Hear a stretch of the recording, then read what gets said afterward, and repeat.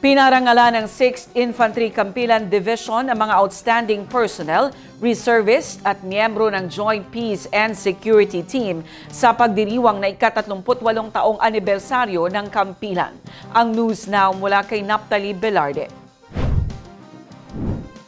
Sa temang 6ID at 38, Sharp Purpose, Steadfast Service, and Forge in Peace, pinarangalan ng 6th Infantry Campilan Division ang mga outstanding personnel, reservist at miyembro ng Joint Peace and Security Team sa pagdiriwang na ika-38 taong anibersaryo ng Campilan.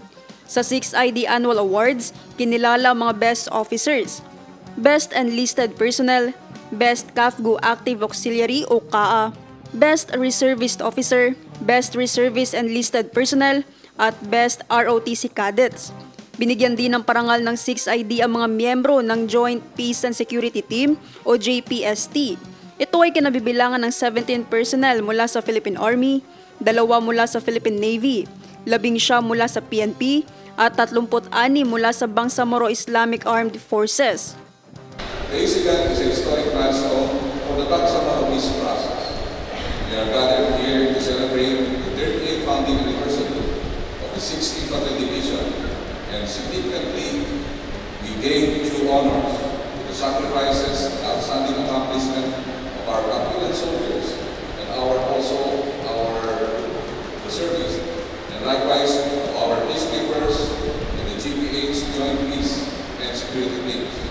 Alam mo naman natin sa lahat ng mga sitwasyon na sa atin, na napakahirap na mga sitwasyon, is only proper that we will see expectation and very harmonious situation that all of us is looking for. Kasi ito na yung sitwasyon na kailangan natin talaga ng this process and this sa atin ngayon. Today's anniversary program is more than a commemoration of another year in our proud history. It is a testament to the courage, dedication and unity of every Campilan trooper who continues to uphold the ideals of peace and service.